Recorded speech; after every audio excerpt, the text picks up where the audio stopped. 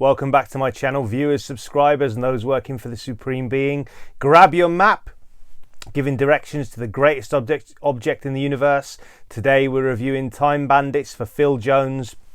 Check out his Instagram in the comments below. Okay, and let's get into this.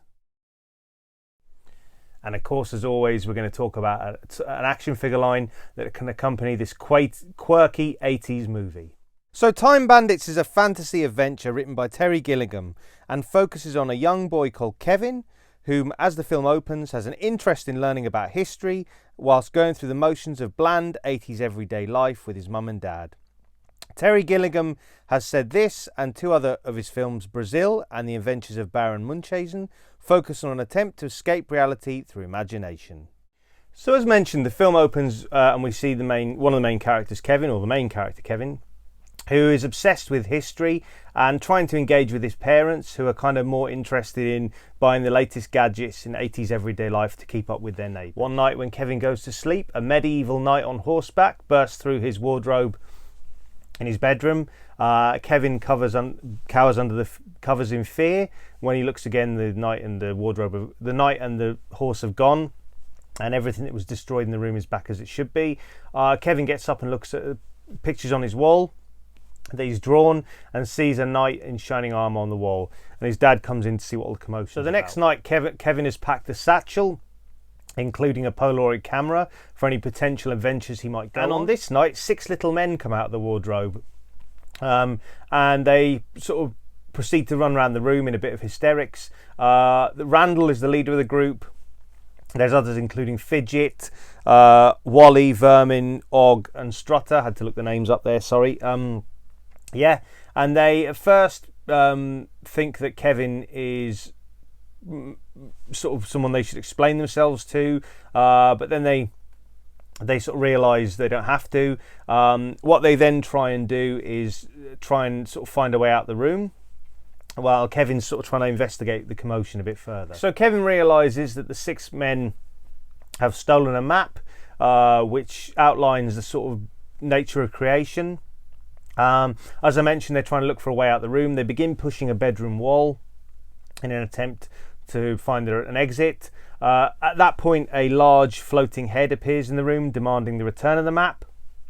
Kevin sort of joins the little adventurers as they escape out the room, and that's where the story takes on from there. That's where our adventure begins. So while I was watching Time Bandits, it reminded me of elements of Monty Python mixed with 80s fantasy adventure films like Krull, Willow and Neverending Story.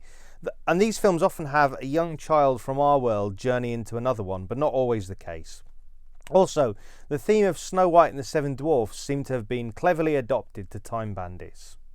So Kevin and the 6 adventurers go from everywhere, including the Napoleonic Wars, Sherwood Forest and ancient Greece, in efforts to get rich quick. And this is because the 6 adventurers had planned to steal the map of creation from the Supreme Being, to find sort of time doors in time, to different locations in time, to steal treasures basically and become wealthy. However, we learn that the embodiment of evil and his henchmen is also interested in the map of creation and kind of influences the 6 adventurers to come to the time of legends, where evil himself is kind of based, and to the Fortress of Darkness.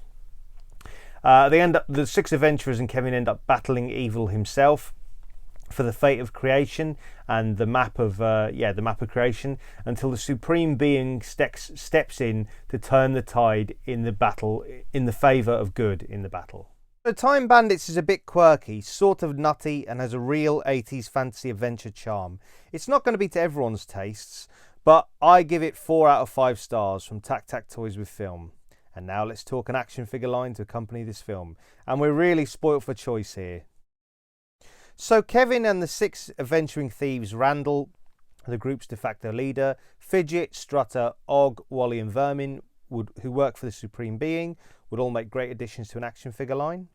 Napoleon, Robin Hood and King Agamemnon would also be great for a wave 2 possibly.